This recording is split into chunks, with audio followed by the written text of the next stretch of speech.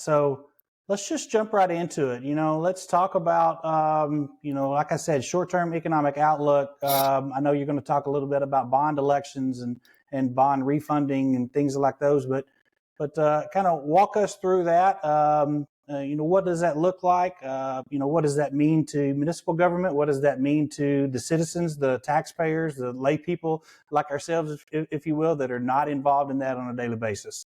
Well, number one, Shane, I think the big issue on everybody's mind economically, globally, right now, is inflation. And I've heard some young people, I'm 65, so almost everybody's younger than me. But I've heard some young people who weren't around in the 70s say, "Wow, this is the worst inflation we've ever had." If you look on the internet, it'll say worst inflation in 40 years. Well, it's the only inflation we've had in 40 years. I'm old enough to have been a teenager in the 70s, and I remember that was inflation. That was very serious inflation. That was 18 to 21% inflation. That was Wow. sitting in long lines at the gas station. That was shortages of items at the grocery store that were, if you could get them, they were overpriced. And a lot of times you couldn't Mm. get things because the shelves were empty. That was concerning. Even as a teenager, I knew that this is not good. Now we've had a lot of economic stability over the last 40 years. And for the first time since those 70s, we've got noteworthy inflation and everyone's concerned about it. What I would say from a historical perspective is really this is not as serious as the 70s. It could get there. It probably won't, but it's certainly not worth pressing the panic button over. Yes, Right. prices have increased.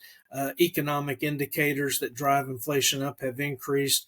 Um, I'm not yet concerned about inflation unless it looks like it's starting to get out of control. Part of the impact of that inflation on the bond market, Fed rates have hiked over the last 18 months. That has driven up bond prices, and that's my business that I pay very close attention to. Um, and part of the fallout there is bonds that could be potentially refunded at lower rates, much like you refinance your home or would refinance a Mhm. car note when interest rates change. That party, at least for now, is mostly over. We've done a lot of that. In fact, refunding of bonds, existing bonds, has constituted about half of the market in Texas over the last couple of years. That's not going to be the case in 2024, and it wasn't the case Mhm. in 2023 either. My message to most people out there would be stay calm. Inflation is never good, especially when it ramps up quickly. But you think back to the pandemic and all the PPP money and all the other financial Mhm. aid that came out of the federal government, we quadrupled our M1 money supply. When you have basically the same number of goods and services out there in the market and you quadruple the money supply, price of things is going to go up. And in Right. fact, it took a long time for it to go up, but that was a very logical consequence of having all that money flow into the economy and quadrupling of the money supply. I actually expected inflation to be worse than it is. I expected some shortages at the grocery store and other places where we buy goods and services to be worse than it is.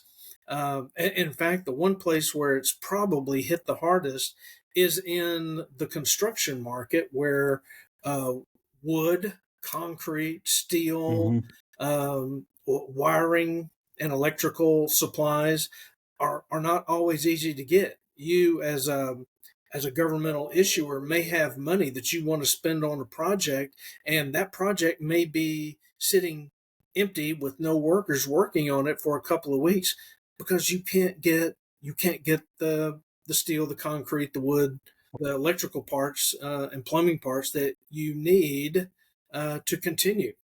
So that I see has been a big impact on the bond market per se, uh, as a result of the inflation and the supply shortages.